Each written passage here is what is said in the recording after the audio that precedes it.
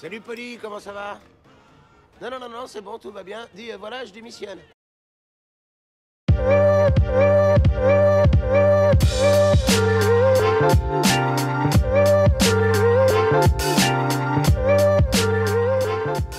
Et bonjour à tous et bienvenue sur la chaîne de l'Examen Crypto. Nous sommes le lundi 21 octobre 2024, il est 7h30. On va faire le point bien sûr sur les news, on va regarder le Bitcoin et les altcoins.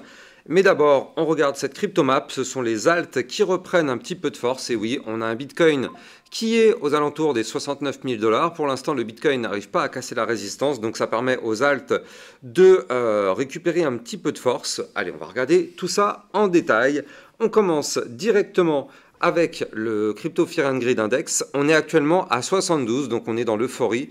Ça fait maintenant une semaine qu'on gravite entre les 70 et les 73. Regardez ça, on a fait toute la semaine dans le grid. Donc là, on est actuellement dans une certaine forme de début d'euphorie.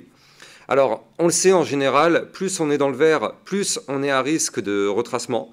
Donc là, ça commence à être le début quand même de la zone d'euphorie. Soyons extrêmement prudents.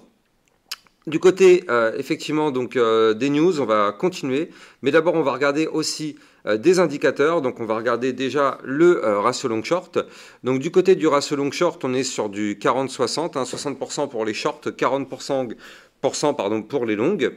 Et on a aussi, donc, il faut le noter, cette map de liquidité. Donc là, on est vraiment à l'entrée de la grosse zone au nord, la grosse zone de liquidité à venir chercher, et surtout le pic, il sera entre les 73 et les 78 000 $. Là, il y aura vraiment un gros pic de liquidité. Donc ça, ce serait les liquidités à venir chercher au nord si on casse la barrière des 69 000 $. Allez, on démarre avec les news. Donc, du côté du club LexaRocket, on a vu hier le CKB, le GRT et une autre crypto, je ne me rappelle plus laquelle. Mais en tout cas, voilà, vous pouvez voter pour vos cryptos. Donc là, il y aura, aujourd'hui, on l'a vu, on a eu, donc, hier, il y a eu le Fetch, le True et le Doge. Donc, ce que je propose, c'est que le Fetch et le True, on le voit dans le club LexaRocket, et le Doge, on le voit sur YouTube. Et vous aussi, n'hésitez pas, vous pouvez voter pour vos altcoins sur lesquels vous voulez voir une analyse. Vous avez juste à cliquer sur le lien en description de cette vidéo et vous choisissez la crypto. Il faut le faire tous les jours, c'est quotidien, et comme ça, moi, du coup, le lendemain, je regarde et je fais les vidéos. Allez, du côté des news, donc on a eu le fondateur de Cardano, donc Charles Hoskinson, qui déclare que dans un certain nombre de décennies, Cardano dépassera le Bitcoin et l'Ethereum. Selon lui, la majorité des gouvernements dans le monde fonctionnent sur notre infrastructure. Bon, je sais pas trop s'il a fumé un truc ou pas. Moi, j'y crois pas trop. J'y crois pas du tout même. Mais bon, en tout cas, lui, il a l'air d'y croire. Donc, dites-moi en commentaire ce que vous en pensez. On a eu Crypto Détente qui nous pousse que pour envisager l'utilisation du token Build comme garantie, BlackRock serait en négociation avec les plateformes d'échange de crypto. Donc à voir, on va voir ce que ça va donner. Ça peut être très intéressant, surtout on sait que ça vient de BlackRock, donc c'est quand même du très très lourd derrière. Un document de la Banque Centrale Européenne affirme que les anciens holders de Bitcoin exploitent les nouveaux. Dans un nouveau rapport, les économistes de la BCE avertissent que la hausse continue du prix de Bitcoin conduirait à un appauvrissement du reste de la société, mettant en danger la cohésion, la stabilité et finalement la démocratie, et concentrant la richesse dans les mains de quelques déteneurs initiaux. Alors ça, encore une fois, c'est bon. Je sais pas trop, mais je suis pas du tout fan de ça, parce que je veux dire, n'importe qui arrive dans le marché, tout le monde peut réussir à faire des profits s'il ne fait pas n'importe quoi, en fait. Donc c'est ça le but, la richesse, elle est là, c'est que tout le monde peut faire des profits si tout le monde, déjà au moins un minimum, connaît les bases du trading et ne fait pas n'importe quoi. Mais bon, voilà, ça c'est encore une fois, c'est la Banque Centrale Européenne qui est anti-crypto, qui fera tout pour défoncer le Bitcoin, bien sûr. Alors... On a eu hier, donc oui, le Tao aussi dans le club LexaRocket. Je vous avais fait un vote, un sondage plutôt. Je vous avais demandé si vous pensez que la divergence baissière court terme sur le Bitcoin va se valider, ou bien si le Bitcoin va aller chercher son ATH directement. C'est très mitigé quand même. On est sur du 50-50 quasiment, 48-51. Regardez ça. 48% des personnes pensent qu'on va faire un retracement avant d'aller chercher l'ATH. 51% des gens pensent qu'on va aller chercher l'ATH directement. C'est vraiment hyper mitigé, mais pourtant, on va le voir ensemble après dans la vidéo, mais il y a bel et bien une divergence baissière à prendre en compte, qui pour l'instant, elle est en train de nous menacer. Donc ouais, c'est quand même très très serré au niveau du vote. On a Crypto-Dilettante qui nous pousse que le président salvadorien, donc Nayib Bukele, déclare « Si le gouvernement peut imprimer de l'argent, pourquoi impose-t-il des impôts ?» Il remet ainsi en question le système monétaire américain. Bah c'est vrai, hein, d'une certaine façon il a un peu raison hein, quand même, il faut le noter. Et puis après, bon, je vous avais balancé quelques petites alertes sur mon Twitter officiel. N'hésitez pas pour recevoir toutes mes news, toutes mes actualités, toutes les alertes. Ça se passe sur mon Twitter officiel. Vous avez bien sûr le lien en description de cette vidéo. On va démarrer l'analyse technique, mais avant ça, je rappelle à tout le monde que tout ce que je vais dire dans cette vidéo n'a en aucun cas un conseil financier. C'est à vous de faire vos propres recherches et n'oubliez pas que le trading de crypto comporte des risques de perte partielle ou majeure. Alors, sur le Bitcoin, on vient de faire une clôture hebdomadaire. Une très belle clôture tout de même, on va le noter. Hein. On a cassé le dernier point haut ici. On a cassé quelques belles zones de résistance. Mais surtout, regardez comment c'est chirurgical. Le Bitcoin a clôturé non pas ici, non pas ici, non. Il a clôturé pile poil au millimètre près sur ma résistance des 69 005. Regardez ça, ici, on est venu toucher ma résistance. Franchement, mais c'est fou comme on est hyper chirurgical sur ma chaîne YouTube avec toutes ces résistances. Bon, c'est vrai que c'est quand même un travail de dingue. Hein. Tous les jours, je passe des heures et des heures à bien sûr ajuster mes graphiques. Mais là, on est vraiment ultra chirurgical. Regardez, le Bitcoin est venu toucher au millimètre près cette résistance. Alors bien sûr, vu que c'est une résistance, il n'a pas réussi à la breaker, mais on a clôturé quand même dessus. Donc ce qui fait que la semaine dernière, regardez ça, on a cassé 1, 2, 3, 4, 5 résistances la semaine dernière. Donc attention, tout de même, il faut le noter. Soit on fait un retracement, et effectivement, on a la divergence baissière en vue 4 heures, je vous en ai déjà parlé hier, mais on va la regarder après. Soit on entame un retracement, vu qu'actuellement, on n'a pas réussi à breaker la résistance. Donc, si on fait un retracement, c'est pour revenir à 66 956, 66 074, puis 65 535, voire même, pourquoi pas, les 64 464, qui pour moi serait le niveau le plus bas sur lequel on pourrait faire un retracement. Maintenant, si on arrive à péter effectivement les 69 000 $ par le haut, on le sait, on a un ATH qui est quand même très très propre. Il y a 70 210 au nord comme résistance, combien c'est ça 71 915 $. Et puis après, on a l'ATH ici à 73 845. Donc au nord, on est vraiment plus très très loin de l'ATH. Mais il va falloir faire extrêmement attention tout de même à la divergence baissière que je vais vous parler juste après. Le RSI, il est parfait, 58. On est toujours dans une zone de très très très léger surachat. Donc là, ça va, on a de la marge. Et surtout, ce qui est bien, c'est qu'on a validé en vue hebdomadaire, vous le voyez ici, la cassure de la ligne de tendance baissière. Donc ça, c'est validé. Regardez ça, on a cassé. Maintenant, attention, il y a toujours un pullback après une cassure, donc soyons prudents. Mais la cassure de cette ligne nous permet par la même occasion de valider le bull flag. Regardez ça. Ce bull flag qui est ici, le pump, le retracement. Et donc ça, je vous avais expliqué qu'en général, ça a tendance à péter par le haut. Bah bingo, ça a pété par le haut, donc c'est un bull flag. Je rappelle que ça, c'est un pattern qui pourrait nous emmener à 77 000 $, voire même plus peut-être. Donc 80 000, 90 000 $. Et là, pour l'instant, on a cassé ce pattern par le haut. Donc ça, c'est très très bien. Maintenant, on ne crie pas victoire, hein, parce que bien sûr, au passage, on va avoir d'autres belles résistances à venir chercher. Mais c'est déjà quand même une très bonne étape que d'avoir fait ça.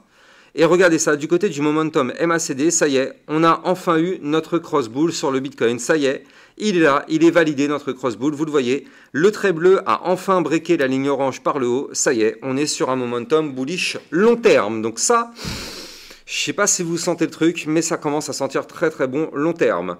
Maintenant, le problème c'est quoi? C'est un peu plus court terme, vous le voyez ici, du côté du Bitcoin. Alors, il y a toujours cette divergence. Alors attendez, est-ce qu'elle est encore là d'ailleurs? On va juste regarder ça. Quoique, elle est encore là, mais elle est de moins en moins forte. Regardez, je vous avais expliqué que là, ça descendait. J'ai encore montré qui est ici. Du côté du RSI, ça descend. Je vous avais dit que si on voulait annuler cette divergence baissière, il fallait qu'on break ici, du côté du RSI, le dernier point haut à 69,19. Regardez, on n'en est plus très très loin quand même. Hein. Donc, en réalité, oui, on a toujours cette divergence baissière. Du côté du RSI, ça descend. Du côté du cours, ça monte. Elle est toujours là. Elle est toujours là, bien évidemment. Donc, on est toujours sous la menace. Mais regardez ça quand même. On est vraiment plus très très loin d'invalider cette divergence baissière. Donc, ça peut être une excellente nouvelle si on arrive à l'invalider. Mais pour ça, il faudra qu'on arrive à casser la zone des 69 de RSI pour invalider ce dernier point haut et que le RSI continue de pousser, ce qui invaliderait la divergence baissière et effectivement permettrait au Bitcoin, pourquoi pas, de reprendre de la force. De ce qu'on voit, de toute façon, on est toujours sur des points bas de plus en plus hauts. On est sur des points hauts de plus en plus hauts, donc ça, c'est plutôt pas mal. Maintenant, nous, le seul problème, et vous pouvez le voir sur ce tracé, c'est la résistance des 69 005 $. Malheureusement, cette résistance, elle est là. Elle nous embête vraiment. On n'arrive pas à la breaker, donc soyons prudents quand même. Soyons prudents si on n'arrive pas à péter cette résistance. Attention, parce que je rappelle que cette zone qui est ici, là, en bleu, comme vous pouvez la voir, les 66 074, à aucun moment on est venu la retester, cette zone. On n'est pas revenu la retester, et le problème, c'est quoi? C'est que c'est une zone, rappelez-vous, je vous avais parlé d'une épaule tête-épaule inversée, ici, pardon, d'une tasse-séance inversée, pardon. Donc là, on a... Non, qu'est-ce que je vous dis? Oh là là, le matin, il est dur. C'est une tasse-séance tout court. Regardez, on a la tasse ici avec la petite anse sur le côté. Et donc ça, je vous avais expliqué que c'est un pattern bullish qui pouvait nous emmener à 77 000 $. Mais pour ça, il fallait qu'on break ici ce trait bleu à 66 074. Et donc, c'est chose faite. Mais pour l'instant, on n'est pas revenu retester cette zone de support. Donc, attention, ça aussi, c'est un scénario qui pourrait arriver. Mais en tout cas, tant qu'on est au-dessus de ce niveau clé, on a toujours notre target en tête des 77 400 $. Donc ça, c'est un pattern qu'il faut toujours prendre en compte. On n'a toujours pas été chercher la target. Donc pour l'instant, effectivement, on continue d'aller dans la direction de sa target. Mais attention, on est quand même sur des grosses zones de résistance actuellement. Le RSI en vue jour se trouve à 70. Donc là, on est dans la survente. Donc attention, on est aussi à risque de retracement. Sans compter que tout à l'heure, je vous avais montré le Crypto Fear and Greed Index qui était dans l'euphorie. Donc effectivement, soyons prudent du côté de notre Bitcoin tout de même. Plus on s'approche du haut du range et de l'ATH, plus effectivement ce sera difficile d'aller chercher des points plus hauts sans avoir un petit retracement. Allez, on va regarder ce que nous fait notre Solana et regardez ça. Regardez le Solana, qu'est-ce qu'on voit? Ça fait maintenant je sais combien de temps que le Solana, je vous en parle. On avait une magnifique figure chartiste en épaule, tête, épaule inversée. Je vous avais dit qu'il fallait absolument breaker les 160 $. Donc ça fait maintenant des semaines et des semaines que je vous en parle de ce niveau clé. On a fini enfin par le breaker du côté du Solana, ce qui nous a permis d'avoir une belle poussée haussière. Avant de continuer, je rappelle que vous pouvez venir rejoindre le Club Lexa Rocket. Ça vous permet d'avoir encore plus de vidéos que ce que vous pouvez avoir sur YouTube. On a vu la crypto Tao, on a vu le CKB, on a vu le GRT hier. Et donc du coup, je rappelle, ça vous permet de recevoir des vidéos concernant des potentiels crypto-pépites et des vidéos de suivi régulières par rapport à toutes les altcoins que vous kiffez. Donc CKB, Tao, Render, Jasmy, RNDR, bref, toutes les cryptos sont analysées régulièrement dans le Club Lexa Rocket. Vous avez bien sûr le lien du Club Lexa Rocket en description de cette vidéo, juste à côté de mon lien Twitter. Donc là, du côté du Solana, effectivement, on a cassé la résistance qu'il fallait breaker, les 160 $. Donc là, c'est bien. On a pris une tendance haussière. Vous le voyez, on vient de former un point haut plus haut que les précédents. On est sur des points bas aussi de plus en plus haut. Donc parfait, magnifique ce que nous fait notre Solana. Attention, on est venu chercher ma résistance. Regardez ça, je vais le prolonger tout simplement. Je vous avais donné comme résistance ici le bas de l'ancien range. Et regardez où est-ce qu'on est actuellement, hein, pile poil sur le bas de l'ancien range. Les 169 $, ça c'est pareil. Hein, on avait anticipé tout ça comme un livre ouvert sur le Solana. Je vous avais dit le 169, ce serait notre prochain niveau clé à venir chercher. Et bingo, on est dessus. Alors attention, je rappelle, vu qu'on a breaké le range par le haut ici, à tout moment, on peut faire le pullback, c'est-à-dire revenir retester ce niveau clé des 160 $. Donc là, on est actuellement bloqué par les 169. Est-ce qu'on va faire le pullback maintenant ou est-ce qu'on va continuer de monter pour aller chercher les 173, 180, voire même les 191 avant d'avoir le pullback? Ça, on verra ça dans les prochains jours. En tout cas, là, c'est bien. On a cassé un niveau clé, mais attention, on reviendra, c'est quasiment sûr, retester ce niveau clé des 160 $. Avant de continuer, je rappelle que vous pouvez trader toutes ces crypto-monnaies en utilisant mon lien de parrainage Binance que vous allez trouver en description de cette vidéo. Ça vous permet d'avoir un bonus à vie sur vos frais de trading et ça vous permet de trader sur une plateforme sécurisée parce que Binance est enregistré PSAN auprès de l'AMF. Le lien est en description de cette vidéo. Donc là, du côté de l'Ethereum, on est vraiment pile poil sous la résistance des 2773. C'est le niveau clé qu'il faut breaker. Est-ce qu'on va réussir? On n'en sait rien, on n'a pas de boule de cristal. Néanmoins, c'est vraiment pile poil le niveau clé avant effectivement de rechercher les 3000, peut-être même les 3500 $. Donc je rappelle qu'on avait formé ici un double bottom sur l'Ethereum. Donc c'est pareil. Ça, on pourrait effectivement aller chercher sa target, mais pour ça, il faudra absolument breaker les 2773 $. On aura des résistances au-dessus, d'ailleurs, juste une au-dessus de la tête à 2795, la moyenne mobile 200 périodes. Puis après, derrière, ce serait pour aller chercher les 2921, puis les 3042, 3146, voire même les 3205 du côté de l'Ethereum. Donc là, c'est pareil, ça devient très, très, très intéressant, ce qu'il nous fait d'un point de vue chartiste. Allez, moi, j'ai plus qu'à vous souhaiter une excellente journée. Je vous dis à plus tard pour une prochaine vidéo. Ciao, ciao!